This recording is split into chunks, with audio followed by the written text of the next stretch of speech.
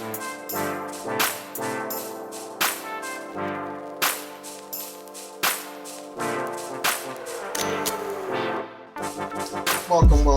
to the Premium Cage Podcast, where we lock into a free state of mind each and every pay week on all DSPs, of course. And to my right, I got my main guy, my ace, my left and my right is me, Shawn, better known as Mr. Senior Lee on all your socials. You know. Me, I'm Kenny, man, also known as Ken Catnip on all those socials. But, hey, man, work is important, but climbing that corporate ladder is also more important. Today we have a few special guests that we want to introduce and get into the conversation of today. First up, we have Miss Miriam Jimenez. How are you, Miriam? Hello. Hi, everyone. Thank you for having me. Of course. And we also have today with us Miss Aisha Ortiz. How are you today? I'm doing well. Thank you for having me. Thank you. Thank you for your time today. We do appreciate it, as always, at the FCP. Shawn, take us away. Yeah, so this is going to be a series of different conversations. And like Kenny said, climbing the corporate ladder has so many different perspectives. And we have two great guests here today to walk us through their perspectives, hopefully give you some tips and tricks, and then just share all around experiences, because I think that's some of the best things that we could do as professionals as we move through this process. So first, I am going to start with Miriam. If you could just tell us real quick what it is that you do and a little bit about yourself.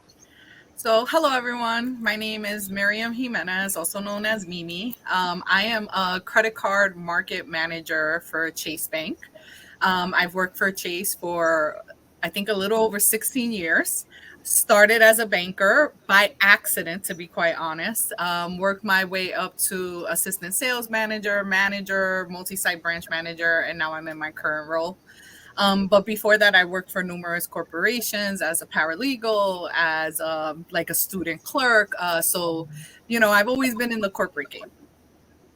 Thank you. And some of you may remember Miriam from one of our old episodes, teaching children about credit. So you see how we keep connections, we develop relationships. And we're going to get into that a little bit later, but we're not going to give you nothing too soon, right?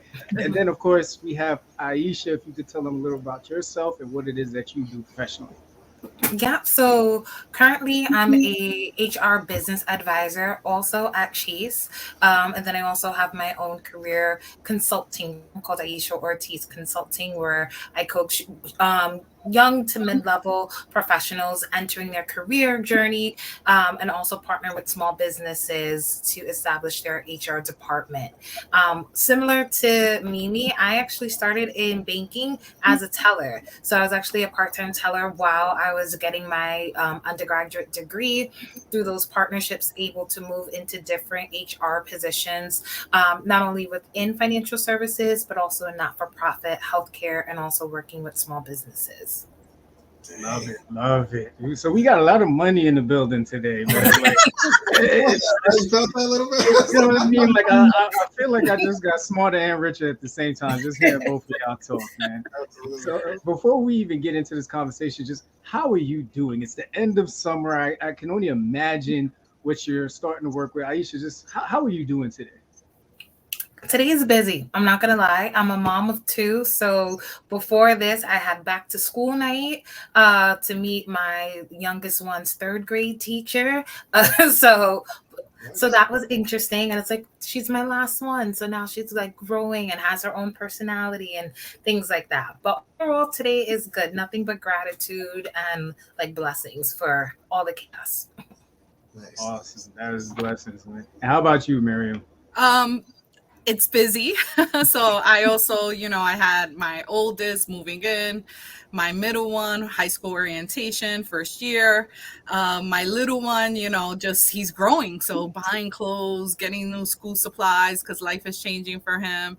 And then, I'm a wife as well. So, that time to clean the house because summertime we probably neglected some things, there's not that much money for a maid, and then my own personal care. I think this is the first time I did my hair all summer. So, a lot's going on.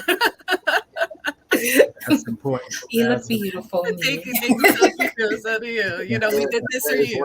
The hair's laying awesome. The hair's laying awesome. Agreed. They say if mama's okay, everybody's okay. There you go. So that's very important. That's very important.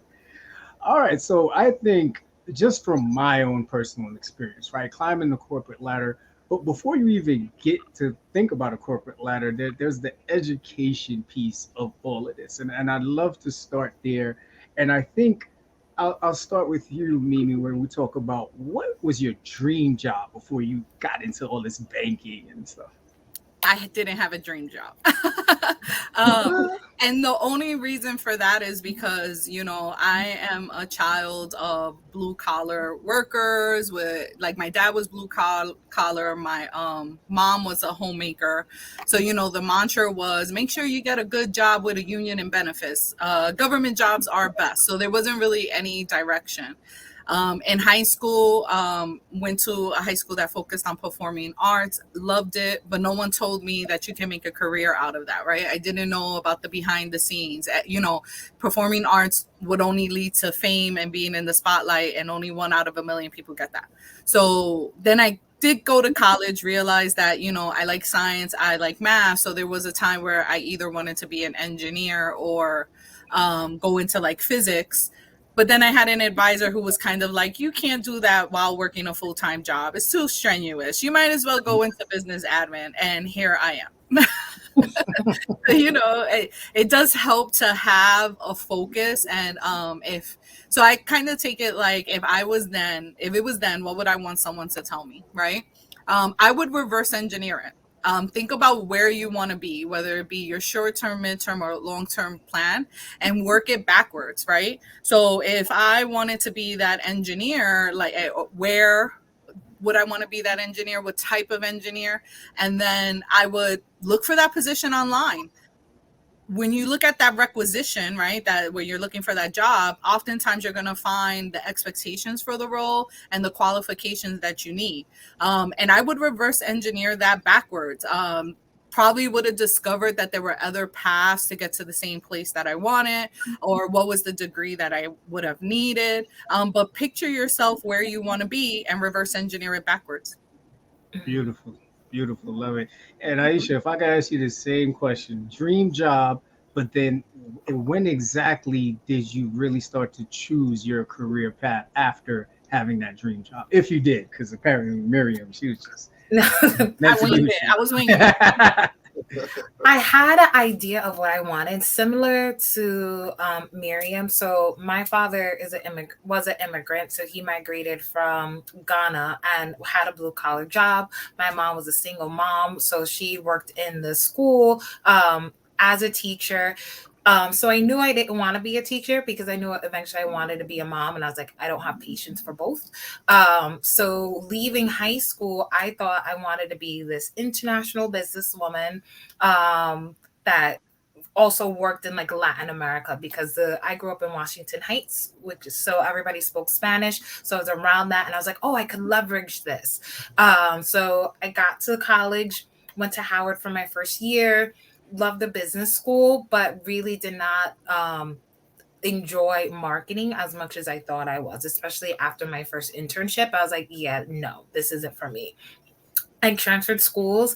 They had a business program. I tried out for an internship with MasterCard where they either had finance or business. And the recruiters were like, you know what? We don't see you in either of those two fields. So why don't you become our recruiter and work with us in HR? And that was the end of it. And I've been in HR literally ever since. All the things that I liked, meeting people, interacting, marketing, finding, being made aware of a problem and finding a solution. I was able to find that all in recruiting. And I was actually a recruiter for like close to 15 years after that, whether it was being a staffing coordinator, recruiting for financial services, recruiting for not-for-profit, healthcare. So that really took me to a lot of different areas. And then ultimately led me to what I'm doing now, both in my consulting firm and also as a HR business partner. Woo. I just feel like I have so much left to do. Like I'm not there yet. Like they are definitely on the back side of the resume. You know how it's good to keep it at 8.5 by 11, but folks, I know they're touching that second sheet. I know they are. Oh, the Yeah. font is tiny. Yeah, it's Yeah, like but honorable mention. Yeah. yeah, I think overall, there's a theme of being flexible because you Mhm. think you're going into it and this is what you want, and that may be the path, and you may either discover that it's not really what you want, or discover that, maybe it's not possible. Like, money sometimes is an issue, time is an issue, your lifestyle, but being flexible while balancing being a go-getter, right? Because Mhm. you know what you want, right? So, and you want to go after it. And sometimes you have to be resilient and you have to overcome that. So, it's a fine balance between that. But I told my son when he went in, what you're going in right now for, I bet you're going to change your major. And he changed his major. Mhm. And that's awesome. That leads right into the next topic. I'm gonna stick with you, Miriam. Now, college versus self-taught route. On the early careerist part of your journey, where you are, like where your son may be figuring it out. You know, where do you fall between the two? If he lets you know, hey, I'm not sure what I want to do, but I definitely want to take the college route going towards it, or if he went the other route and had like a trade that he made it wanted to pursue. Where do you fall on that? So I am someone who graduated, right? Put in the time, used the financial aid, and had to put in the money. And because I didn't really have that vision in my career path, I oftentimes was elbow to elbow with someone else in my role Mm-hmm. that did not have a degree, which made me think, like, did I really need that degree? Now, I will tell you that the degree did help because it helped set me apart, like during the application and interviewing process. I learned a lot from it. But the advice that I give my children now is whether trade school or college or adult education program, you need a plan. What you don't want to do is go into it blindly. If my daughter came today and said, "Hey, mom, I want to go to this trade school because I want to be a plumber and open my plumbing business," I would support it. If she came to me and told me, "Mom, I want to go to this adult education program because I just don't want to do college," I would probably push her to think a little bit more critically, help her make that plan, again, reverse engineer it. I think that they all can add value, but you have to have a plan. You have to know what your end game is. Absolutely. I do agree with that. Knowing your end game before you start the play could definitely be beneficial for you. Because even if there are a few audibles along the route, as long as you're still on the same path, it could get done. A Yeah. lot of kids today, they do get caught up with it's okay to go slow as long as it's going in the right direction. You don't want to go 90 miles an hour to figure out, I don't even like this. And you know? yeah, and I know successful people. Like, I have a friend who makes, he lives pretty well doing HVAC, right? Trade Mm, school. My brother, he is a chef, and he started at taking a pastry class at BOCES, which is adult education, right? So again, it's about having that plan and, setting that goal so that if this really is going to be something to help you on that journey. understood. Understood. Aisha, I'm gonna jump to you. Mhm. Education versus experience in that sense, as far as college versus self-taught. What do you feel are some pros or cons? Like, if as you being who you are, hiring those, are you Mhm. leaning towards someone with more experience versus someone fresh out who had the college degree? There's one benefit for you. So for me, I'm gonna say it depends on the experience, right? And I think growing up, there was no if, ands, buts about it. I was getting a degree, like that was negotiable. But being on my side, I will deep into HR. I see a lot of people come out and be like, well, I have a degree, so I'm qualified to do this role, but they don't have any experience. And really having that hands-on experience and maybe that, academic experience and education to support that makes a really strong candidate. But if I had to choose education, somebody with a degree versus somebody who's been actually doing the role or similar versions of that role, I would go with the person that has the experience. Mm. I know Right. it might be a Yeah. bit Yeah. controversial, but I actually, yeah, I have a friend that owns her own business, and we were having a conversation where she said, like the degree is great, but I'm bringing like people in from straight out of college, and I have to teach them how to word an email. I have to teach them how to, make a phone call and introduce themselves. And that speaks to the experience part. It may not be experience in that specific role, but even just talking to people, interacting, engaging, learning how to word something, communication, that holds a lot of value. Because if I have to spend time teaching you like small skills like that rather than skills that are specific to your role, it can take up a lot of time. And time is money. So yeah, experience is very valuable. And of course, it depends on the field, right? So I'm sure a doctor, if you're going to, I would want them to have that degree, right? But when it comes to, like, even in my own profession, HR, very similar to me, I worked with people, and here I am with my master's and like certifications, and I could be working with someone who maybe has their associates, but they're equally as skilled as me because it's such an experience-based type of position. So hold on, I've watched a lot of seasons of Grey's Anatomy. You saying you wouldn't trust my experience? Like I feel like I know what to do in a crisis now. So sorry. I like to consider all options. I love that. You see, she's trained. I'm like, all right, who else? Experienced. Yeah. She's experienced. So everything you said, everything you both said is spot on. And Kenny, this reminds me of when we had Lawrence on here. He's director of experiential learning at Lehman College. And he talked about how he's working closely with companies to tailor the curriculum in the college so that they can fit right in to the company rather than them just learning a bunch of core classes, a bunch of stuff that they're probably not even going to use. So it's great to hear that both of y'all are saying that. So that's really awesome. Now, in talking about that, along this educational journey, building up your skill set, diversifying what you can bring to the table, there's webinars, paid courses, and I think in this space, Aisha, I'd like to hear from you.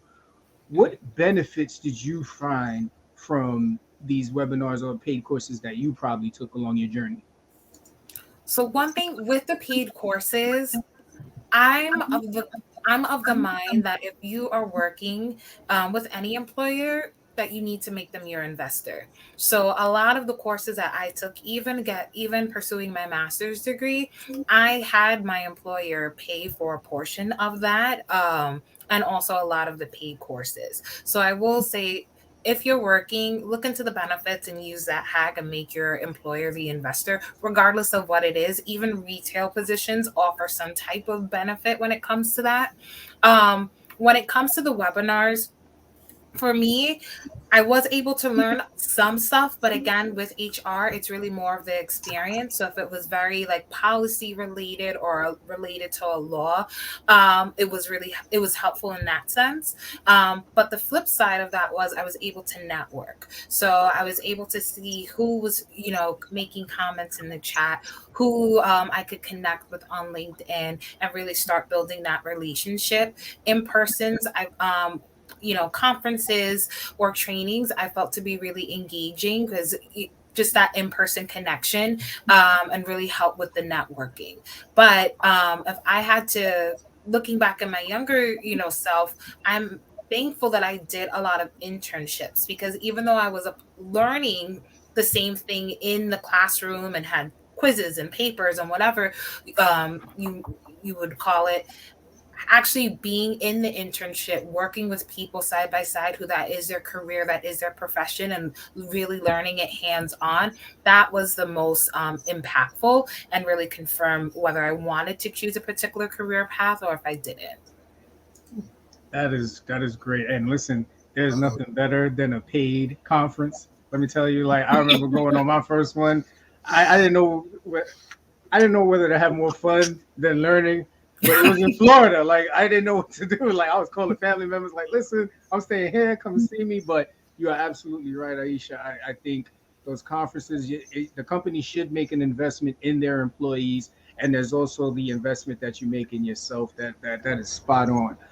One thing I will definitely just mention real quickly is one of the biggest, I think, uh, advantages that you can create within yourself is after you've attended these webinars or paid courses, quickly applying them to what you do. Because I'm pretty sure you both can speak to where you've seen people go to something and they've learned something, but then it just poof, gone away because either they don't have the, let's say, the job function to apply it quickly, or let's just say the motivation behind it really just didn't stay there. And Kenny, let me know if I'm missing something.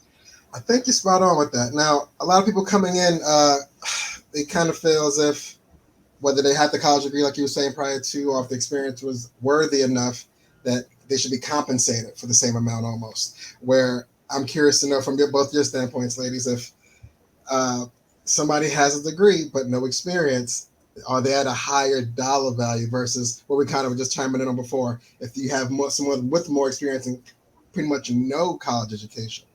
Like, you know what I mean? Granted, the experience and the expertise level is there on one side, but the qualifications that you may want on hard paper on the other side. Who wins the money battle? Oh, so I have a lot of no pressure. No pressure. Only because, I try to be upfront and honest. I have been where I'm sitting at the table, I'm seeing the email of someone new who has come into a C-suite role. They look younger than me. I'm trolling them on LinkedIn. Their education, I'm so sorry, their experience is less than me, but they have that like Harvard degree. So they went to Harvard Business School, right? Or they may have that connection in the network. So I don't want to give the impression that those things don't happen, right? If anything, that's where you have to understand that when you're not that person that has that Harvard degree, or you're not that person that has those familial connections, or, know someone that's up top, that you just have to overcome that even harder, and you have to make yourself stand out. So it's difficult to answer that, only because sometimes it does make a difference, like where you came from, or what school you went to, or what program you were a part of. That's just being upfront and honest. I hear you. Yeah. I would have to agree, because certain companies have programs specifically tailored for college graduates, and they'll look at those top colleges that Mimi just listed, and they'll automatically be ushered in to like a rotational program, whether that's 2 years or 18 months, where they're getting all this exposure.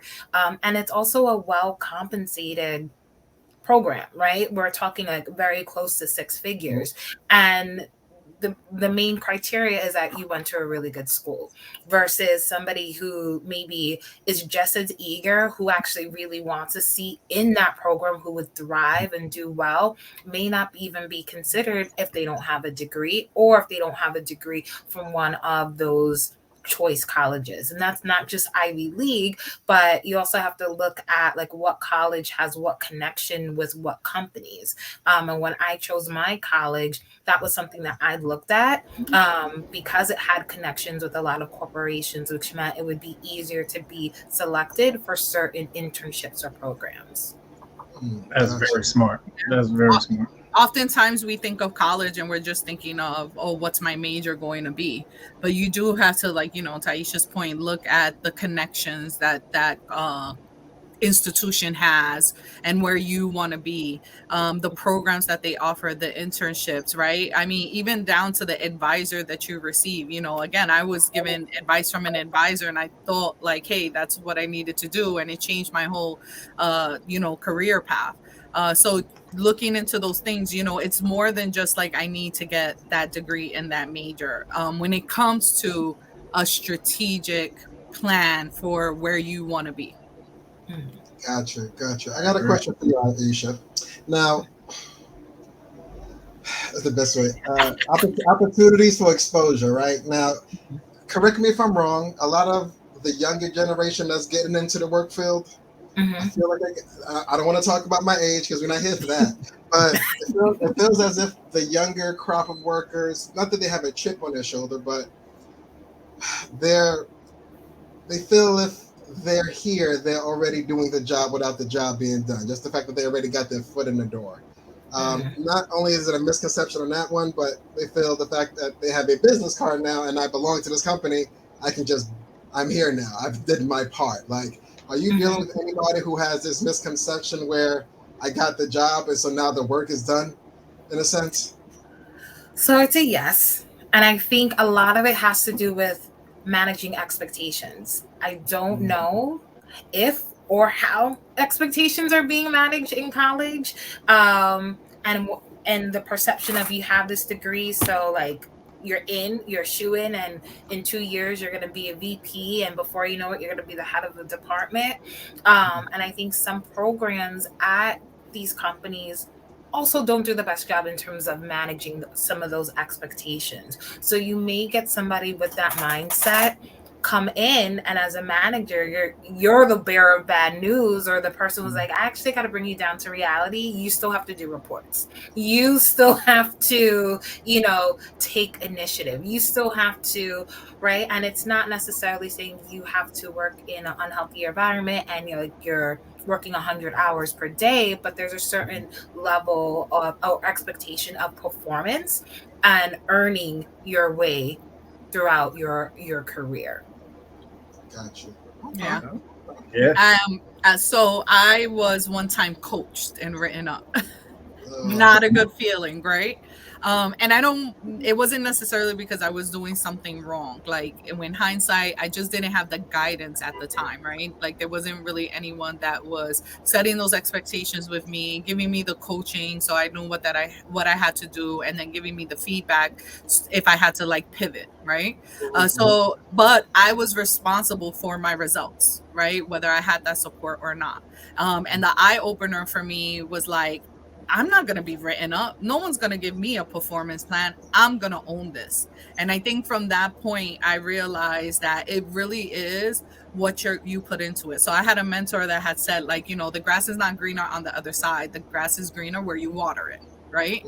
It's about putting that effort into your role and your performance so that you can get the most out of it. And when I'm mentoring, right, I tell my team, but again, it's the expectations that are being set. But I tell my team, like, I don't put you on a development plan, or, promote based on the time that you sat at the desk. It's based on merit, right? So if you want to get somewhere at a certain point in a certain time frame, it's all about what you put into it.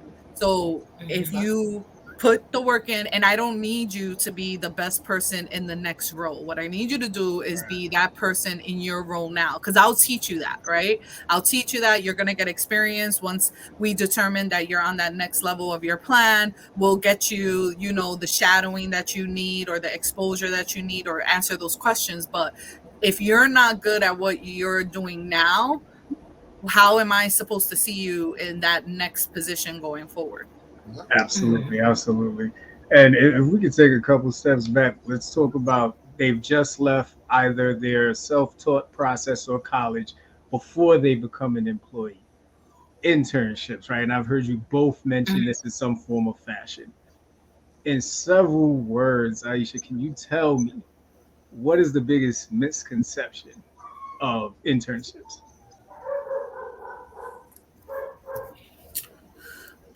The biggest misconception. I think people think all internships are paid, and that is not necessarily the case. And I think those unpaid internships are a luxury, because not everybody is in a position to take those. But I think with internships, they're beneficial because you get to weed out. It's almost like testing the waters before you decide to dive right in. And if you start internships early, like freshman year, or even before you go into college, like that summer between you graduated high school and you're going to become a freshman, it allows you to even kind of course correct, right? So you may be committed to one major, you take a few internships, and then it allows you to really pivot and be more aligned with what you actually are interested in. But I would say one of the biggest misconceptions is that all internships are paid, and unfortunately, they truly aren't. Or that, and another one would be that like once you get that internship, that's going to be your job forever, and that really is not as common as like people would think, unless that internship is tied to like a program at a company. Excellent, excellent. Because I remember when I tried to get into our internship, I was so mad because it was going to be at one of the news stations. I wanted to be in broadcasting. You can see now I'm making my dream job sort of come true here. So thank you for being my guinea pigs. But anyway, but it was so heartbreaking because Aisha, I did understand that it wasn't paid, but the exposure to what Kenny was talking about and what both of you were talking about, that meant so much more to me than the money, because I knew the money was going to come, but I Mhm. wanted to know how to do it right, how to do it the way that they did it, but make it mine, make it something that is digestible, but also bring that uniqueness. And I think to everything that you said, if they can get over the misconceptions, if they can get over to what Kenny was saying earlier about them just having this sense of entitlement, there is so much room for growth. And we really just hope that the new crop of early careerists really buy into that strategy. So really thank you for all of that. So I'm going to swing it over to you, Mimi. Day in the life. Did you ever do an internship? No. Okay, so that's perfect. I am fresh out of college Okay. and I am an intern, and I walk in the door and I am assigned to you. Tell me about a day in the life. You are already making a statement based on whether you arrived on time and how you look, right? um, Mhm. not only that, but body language, right? So if you don't look the part that you want, it is going to be hard for me to picture you in that role. So if the opportunity were to arise, you are not going to be the first person that I'm going to think of. The old mantra, if you're on time, then you're late, right? If you're early, then you're Yeah. on time, right? Hmm. And it's not so much because that's what our parents told us, but it actually shows how much you care. Not only that, but it shows your planning capabilities, right? Are you planning for the unexpected? Are you planning for the fact that this is the first time you're taking this route and you may get like lost, right? So whether you're on time, how you look, and your body language. I typically am looking for someone that I am going to enjoy working with. I do not want to work with someone that's going to make me beat my head against the wall every day, right? So if you're Absolutely. not smiling, right, and you're not coming in with enthusiasm, or it looks like they dragged you into this place of business, or you're just doing it because you need it for the credits, those are all things that you're communicating and you haven't even spoken a word. Mhm. So that's going to be the first thing, like you understand that communication is more than just words or written language. There we got body language, facial expression, your presentation. We call that like your professional presentation. Those all speak volumes. So that's Absolutely. one, right? Day in the life, those first few days, are you like, because you're not going to know everything, right? You're an internship. You're not coming in knowing what the day's plan is or the culture or the systems or anything like that. But are you engaged, right? Are you taking notes? Are you asking questions? Are you asking valuable questions, right? Because if Mm. you're asking questions just for the sake of asking questions, that's noticeable as well, right? So what are the questions that you're asking? Even down to like, are you being helpful, right? Like, are you jumping in if you do see something, or are you waiting to be told, right? Because we all see if a napkin fell on the floor, did you pick it up or did you walk over it, right? And that, I'm just bringing it down to something simple that we can all relate to. But for example, I work at a bank, right? When someone came in with a face that they had a question, did you say, hey, how could I help you? Even if you're just saying, well, today's my first day, but I'm going to find that answer for you. That there shows how helpful you are and honest and upfront. And if we fast forward to the end of the day, like, are you at the door with your bag ready to go at 5:05, at 5 on the dot, right? And I'm not necessarily saying that every day you have to stay an extra 15 minutes just to show. But if I can already see that the last 30 minutes that we were working on your mind, you were already preparing to walk out of the door, then those 30 Mhm. minutes weren't really with me. Those 30 minutes were already outside, right? Already clocked out. Right, you're already clocked out, right? So I lost 30 minutes of my time with you just because you weren't engaged. So it's one of those things where I like to bring it down to simple terms. Do you care?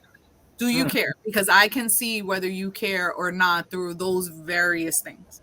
I can Mhm. tell you right now, that line right there, that might be our promo line. Do you care? You know what I mean? Because Yeah. you hear people every day say they want to do more, they want to be more, they want to achieve more.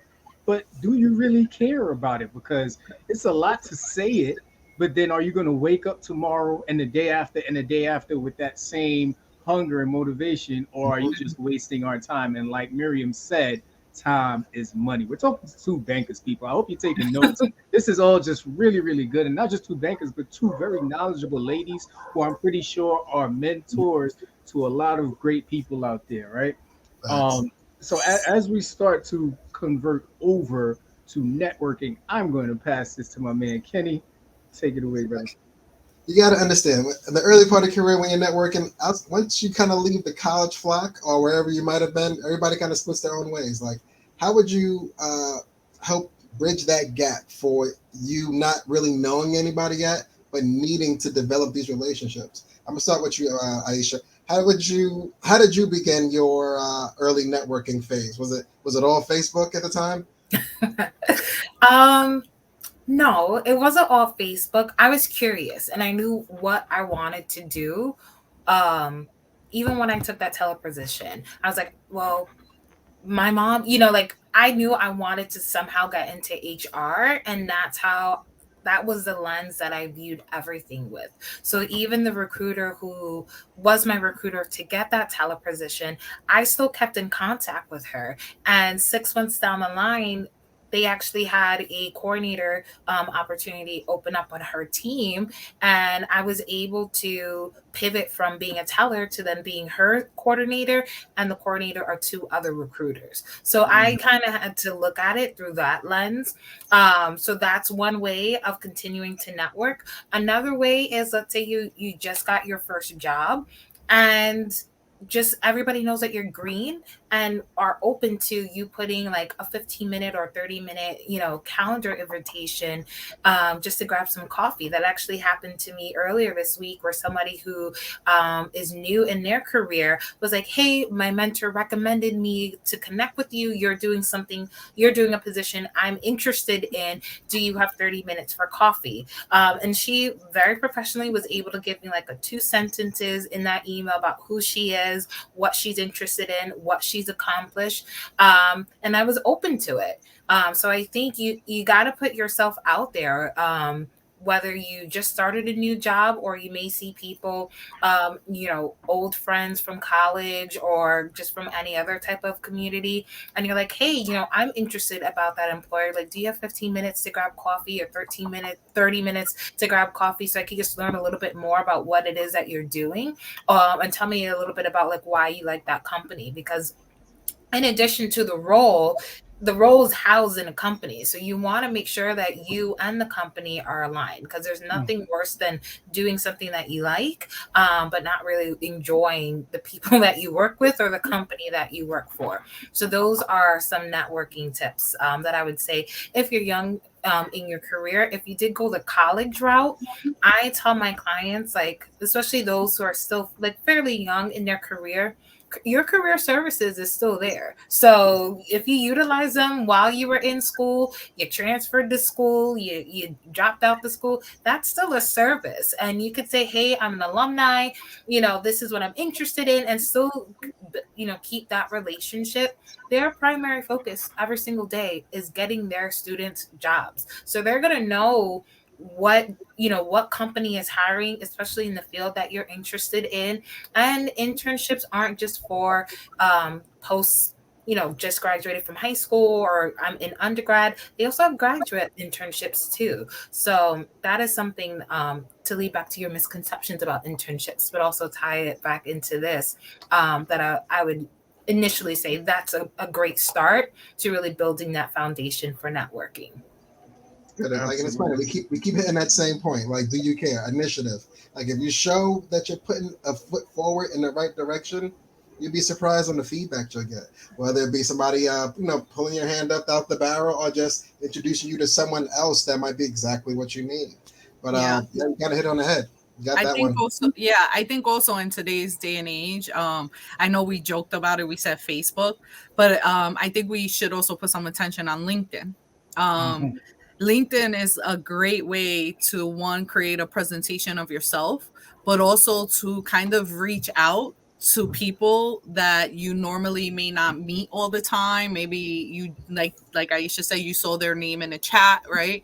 Or maybe you're about to start a role and you can see like your new manager and you can connect with them, and whoever else is in their network, you'll find like, oh, this is another manager in the institution.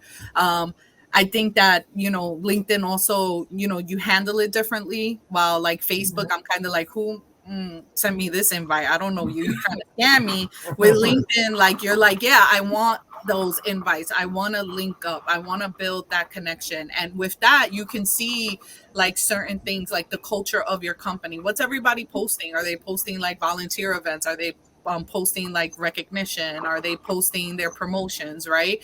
You might even find a name of a position that you didn't even know that the position existed, right? Like, wow, let me look into that. You post your own stuff, right? So now you're selling yourself. Like, show them the things that you do. You're not going to show the selfie, right? You're not showing like, we're at the bar, but you are going to show like if you did a volunteer event, if you participated maybe in a webinar, right? It's another way for you to also to give recognition. Maybe say a thank you when you did participate in that webinar. Say your takeaways, right? You never know who's reading it. So I think LinkedIn, now, because I don't want to age us, but LinkedIn is a great tool that we didn't necessarily have. And if you Yes. know how to use it and you put as much effort into that as you put into the Instagram and the Facebook and the Twitter and all that other stuff, it's a powerful tool. Absolutely. Absolutely agree. Absolutely. So listen, I know we can sit on networking pretty much all day, but I really want to jump to another topic that I heard you both mention and get some brief information from both of you. Mentorship. Now, I have to admit, this was something that I got involved in late in the game. And similar to your statement, Miriam, about if we had LinkedIn, I wish I had a mentor or I looked for a mentor earlier in the game. Because once I met Frank Pabon, I know Miriam, you know who he is. He's That my man put mentor me too. on the, yes, Shout he's out the to one that put me on the right Boom. direction. Yeah. Yes, yes. So I am going to start with you, Aisha. Hmm. Mentorship. What are your thoughts on it? How do people benefit from it? Talk to me.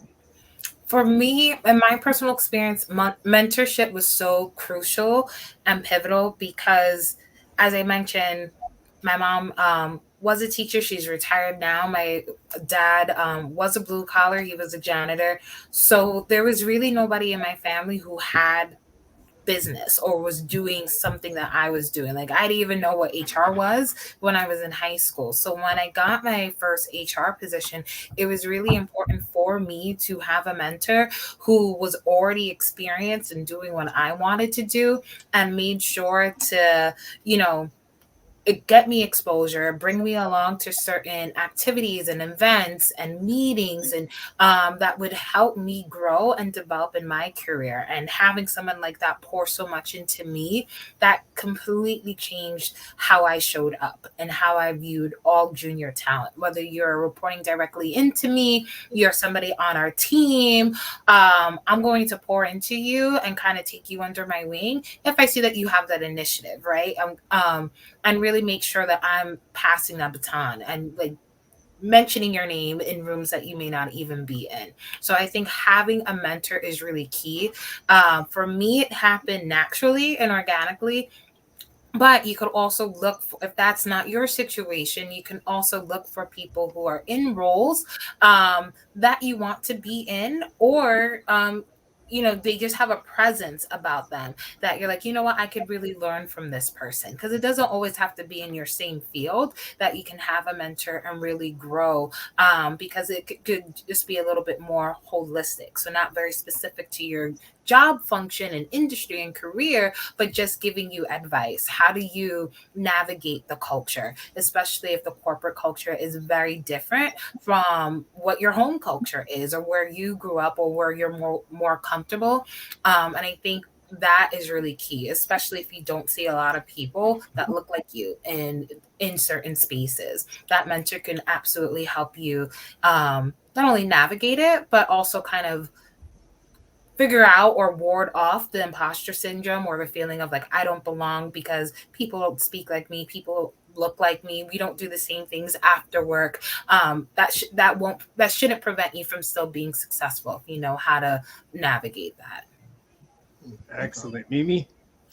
So to be honest, I didn't know what a mentorship was, right?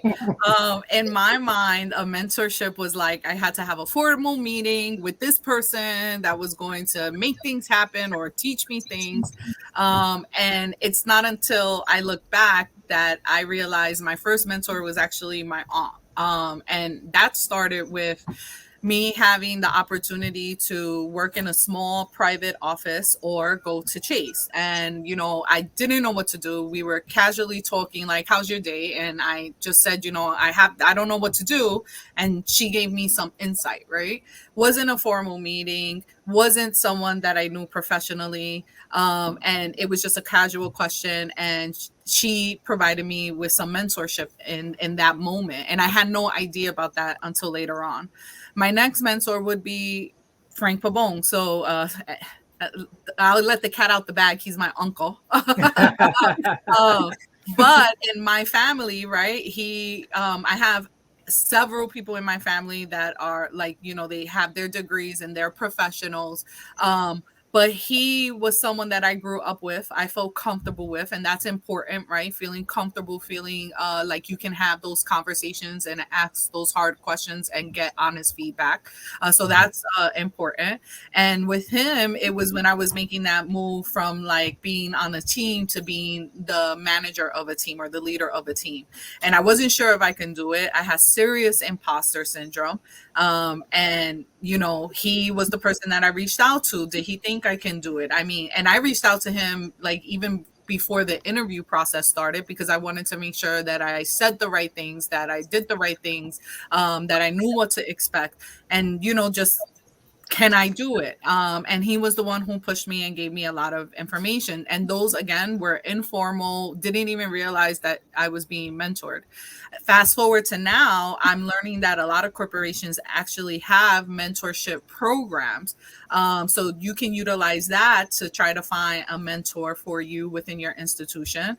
But again, look, it doesn't have to be something so formal or structured, or it has to be someone that's in the role you're looking for. You can have multiple mentors simultaneously. Each one of them can add value in different ways. It doesn't have to be within your institution. It can be outside your institution. And it doesn't have to be a meeting every 30 days on the 9th of the month at 10 a.m. It can be someone that's just, accessible when you need them for that quick question, or someone that if you need to put something on the calendar for 30 minutes to have a deeper conversation. But it's your Yoda in some ways, right? Someone that you can go through that may have that experience and knowledge to help guide you in your path. Absolutely. Whoever that person be. Definitely. And that's the great thing about it, right? As we start to go through this series, mentorship is going to play in different roles. So as we get to the mid-tier careerists, we're going to get more formal. We're going to get definitions. Miriam, you alluded to it, right? Formal, informal. We'll break all of that down. This is really just an intro, just some really great gems. We could talk to you girls all night. You know what I mean? You know that. I got that in my head. You better know it's a family thing, and I can say that because me and Frank got years in. But love the Pavones, love the whole family, man. I learned so much from them, and they've been so accepting. So really quick before we wrap up, just some final thoughts. Miriam, I'll start with you. For the early careerists, if you could leave them with a couple words, what would you say?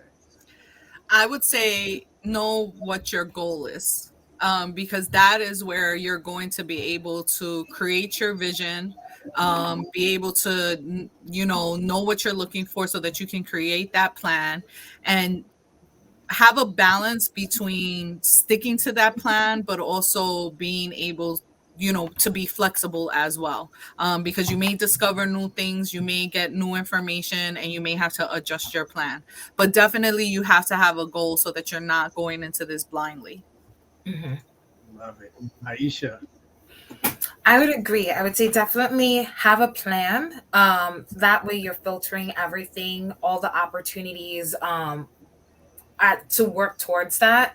But also try a lot of different things. Like, don't be so hard set on like, no, I absolutely don't want to do that when you're so new in your career.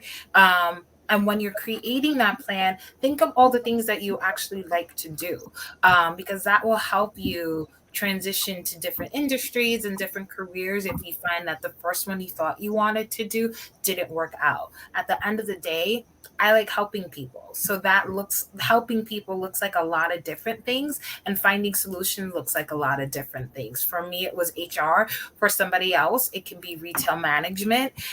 So really understand what's the core of what you really like to do, and then filter out what careers really embody that core that you like to do.